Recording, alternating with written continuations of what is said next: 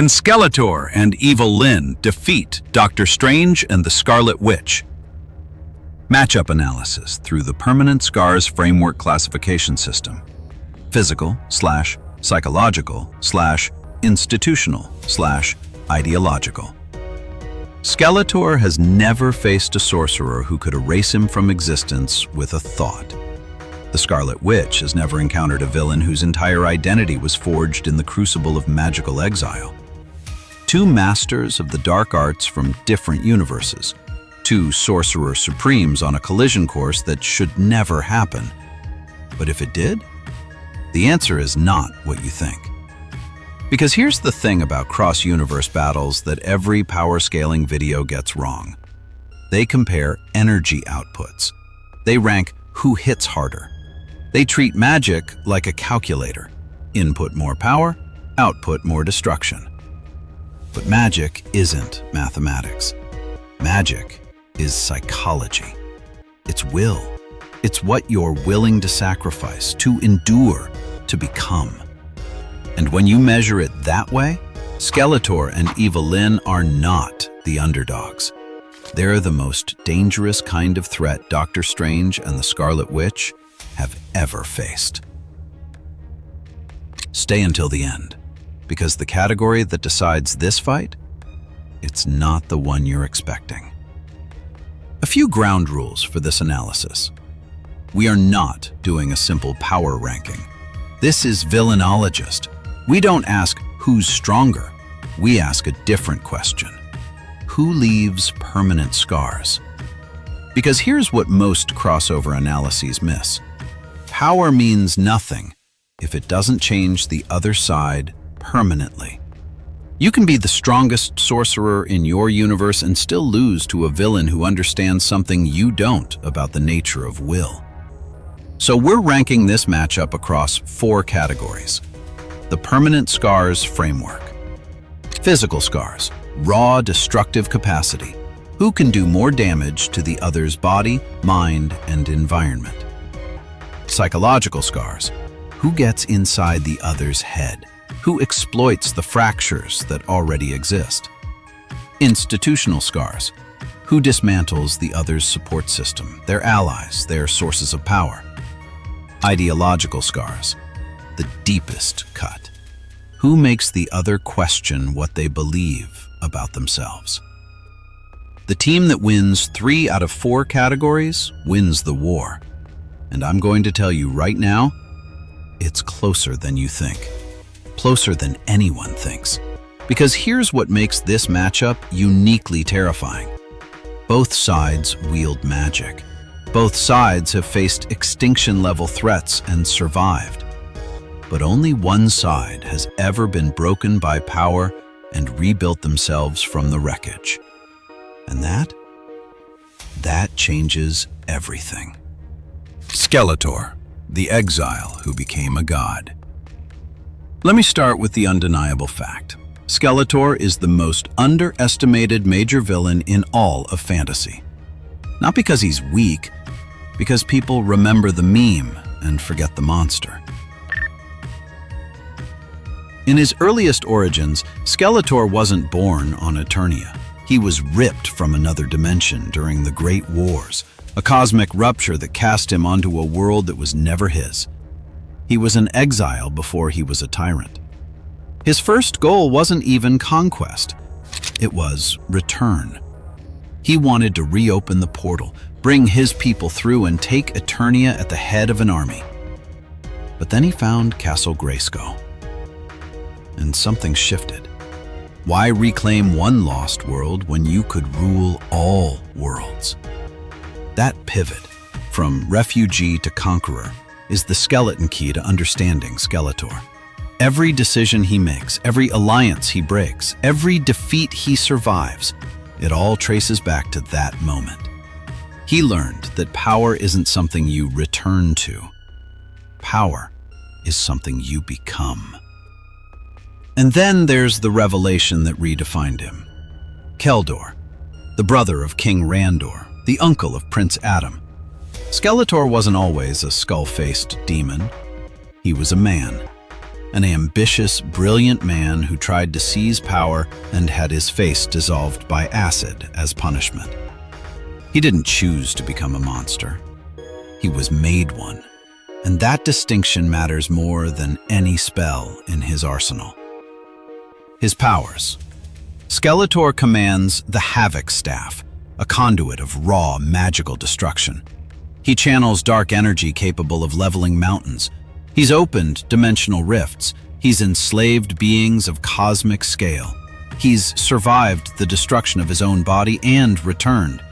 In some continuities, he has merged with the power of Grayskull itself and become, essentially, a god. But his most dangerous ability isn't in his staff. It's between his ears. Skeletor is a strategist who treats his own followers as expendable variables in equations that always point toward one solution: total control. He has outmaneuvered Hordak, his own former master. He has manipulated King Hiss into alliances designed to fail at the precise moment Skeletor needed them to. He doesn't win fights with force. He wins them with patience. Keep that thread in mind. It's going to matter. Evil-Lyn, the shadow that thinks ahead. Evil-Lyn is not Skeletor's sidekick. She is the most dangerous mind in Eternia. And I need you to hear why, because this is the variable that every single who would win analysis of this matchup misses. Skeletor rages. Evil-Lyn calculates. She is openly more intelligent than every other member of the Evil Warriors combined. She has betrayed Skeletor outright, not once, repeatedly, and survived. She attempted to defect to Hordak. She has pursued her own schemes independently. She has plotted to seize Skeletor's power for herself, and Skeletor keeps her around. That's the terrifying part. He knows she'll betray him. He expects it. And he still needs her because her magical expertise, specifically her mastery of blue crystal magic, is irreplaceable. She doesn't need a wand. She channels sorcery through sheer will. Teleportation, illusion, energy projection, mind manipulation. Disguise so perfect, she has impersonated Eternia's most powerful figures without detection. Here's what I find most fascinating about Evil-Lyn. She is fully aware of the power gap between herself and Skeletor, and she admits it without shame.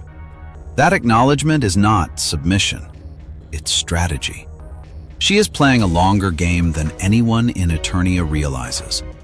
She waits, she watches, and when the moment comes, when Skeletor is vulnerable, when Grayskull is within reach, she will be ready. Evil-Lyn doesn't just bring power to this matchup. She brings intelligence about power. She brings the capacity to analyze, adapt, and exploit. And against opponents who have never faced her kind of magic, that's not an advantage. That's a weapon. Natural integration. Before we get into the Marvel side, and before we get into the 4 categories that decide this fight, if you're new here, this is what Villainologist does. We go deeper. We don't rank power levels. We rank permanent damage. If that's the kind of analysis you're here for, subscribe now, because we're just getting to the good part. Dr. Strange, the surgeon who learned to war. Stephen Strange was not born powerful. He earned every ounce of it. A brilliant neurosurgeon who lost the use of his hands in a car accident, the very instruments of his identity, and descended into despair before finding Kamar-Taj and the Ancient One. That origin story is critical, because Strange and Skeletor share something most crossover analysts never notice. They were both broken before they became powerful.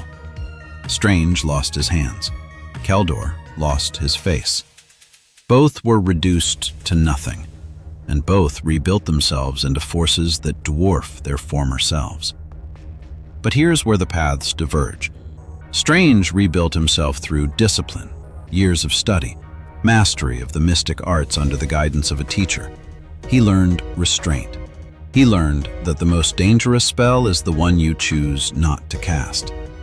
Skeletor rebuilt himself through obsession. He didn't learn restraint. He learned hunger. Every failure didn't teach him caution.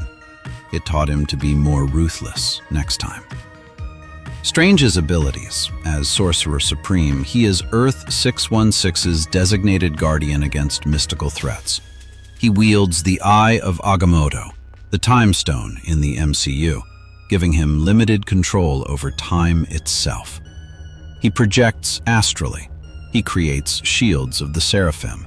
He summons the Crimson Bands of Cyttorak, the Vishanti, and invokes entities whose power dwarfs planetary scale. He has beaten Dormammu, a being of pure interdimensional malevolence, through sheer strategic brilliance. But Strange has a weakness, and it's the same one that defines him. He is a surgeon. He operates with precision. He needs time to diagnose, to prepare, to counter. He is devastating when he has time to think, but when he's blindsided by something outside his experience, he's vulnerable.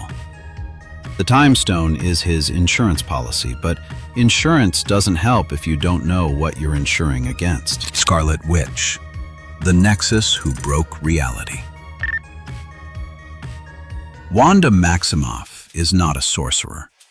She is the Source, a Nexus being, a person who serves as a focal point for their entire universe's mystical energy. She didn't study magic. She is magic. Chaos magic, specifically. The ability to warp reality itself. She created the Westview anomaly, an entire town held in a sitcom-level reality distortion without conscious effort. She accessed the Darkhold and corrupted herself across the multiverse. She nearly killed the Illuminati, including a Reed Richards and a Captain Marvel, alone. She is, by most measures, the most powerful being on Earth 616 when she is operating at full capacity. But Wanda has something that neither Strange nor the Eternian duo has. A wound that never heals. She has lost everything, repeatedly. Her parents to a Stark Industries bomb, her brother to Ultron, Vision twice, her children twice. And every loss didn't make her stronger. It made her more dangerous, but also more fragile. Wanda Maximoff is the most powerful wrecking ball in the Marvel Universe, and the most psychologically unstable person holding that much power. That combination is not a strength.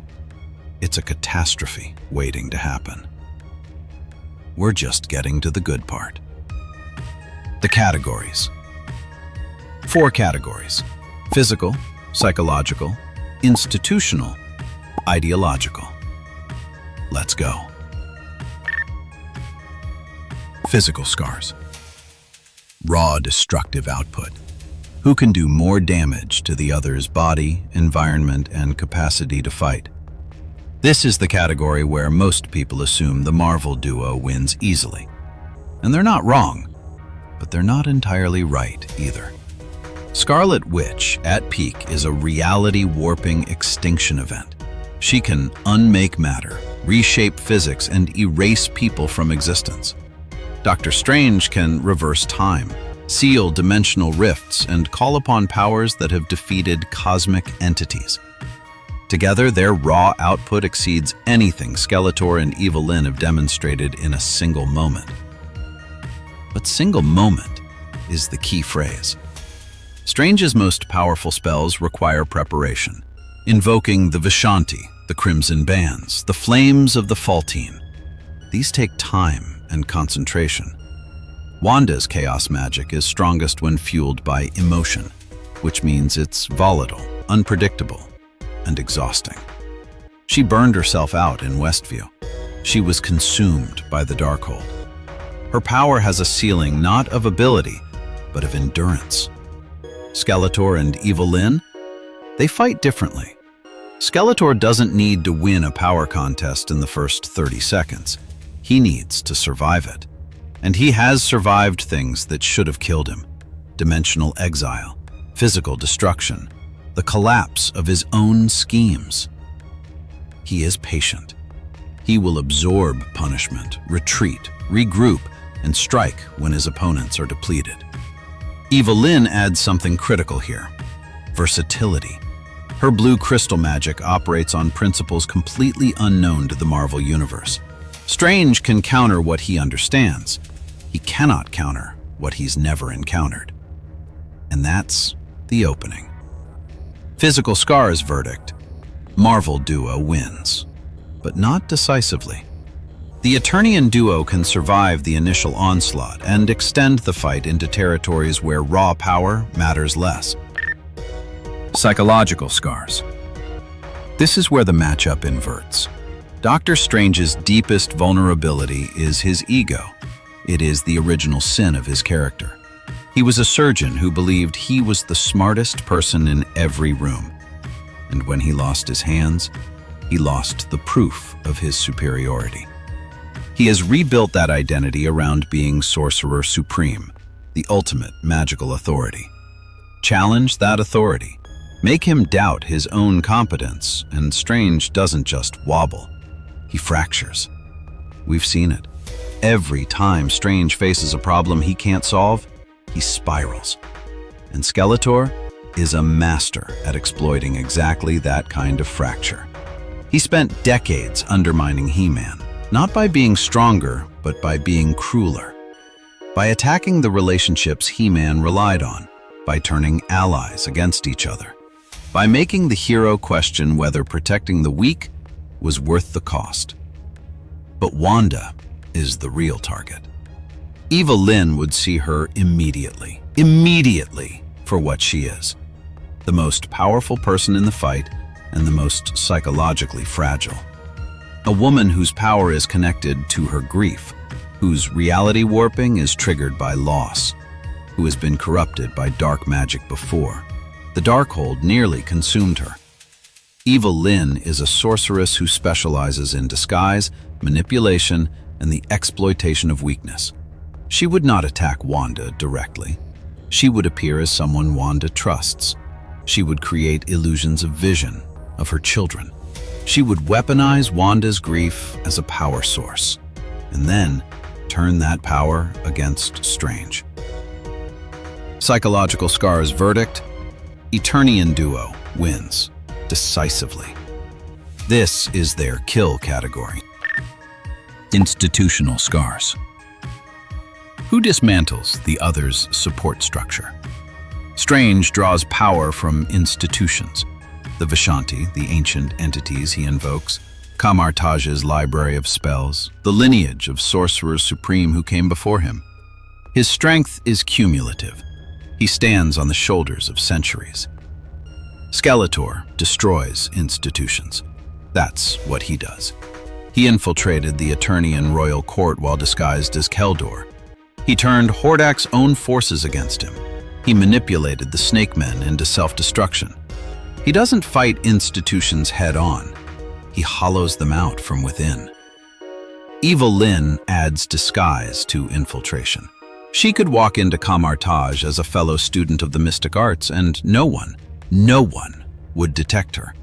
Her magic operates on principles the Marvel sorcerers have never encountered. Their detection spells are calibrated for their own universe's magical signature. Institutional Scars verdict: Eternian duo wins. They are institution wreckers facing institution-dependent opponents. Ideological Scars, the deepest cut. Who makes the other question what they believe about themselves? Here's what I find most devastating about this category. Strange and Wanda both believe they are fighting on the right side, that their power is justified because their cause is just, that the suffering they've endured gives them moral authority to wield reality-altering force. Skeletor would look at that belief and laugh, not because he's cruel, although he is, but because he was once exactly where they are, Keldor believed in his own righteousness. He believed he deserved the throne of Eternia. He believed his ambition was justified by his capability. And then the universe dissolved his face in acid and told him, "You were wrong." Skeletor doesn't just fight his opponents. He agrees with them, and then shows them where their logic leads. You believe your power makes you righteous. I believed that too. I was Keldor. I was a prince. And the universe rewarded my certainty with a skull. He is the living refutation of the idea that power plus good intentions equals justice. He is the proof that power, any power, in sufficient concentration, corrupts. And Wanda? Wanda is already halfway to Skeletor's argument. She has already done the damage. She has already crossed the line. Westview, the Darkhold, the Illuminati. She has already proven that the difference between a hero and a villain is sometimes just which week you're asking. Skeletor doesn't need to convince Wanda that she's like him. He just needs to make her remember that she already was. Ideological Scars' verdict? Eternian duo wins. Skeletor is an ideological weapon aimed directly at the Marvel duo's foundational beliefs. The verdict. Scorecard: Eternian 3, Marvel 1. Physical scars: Marvel.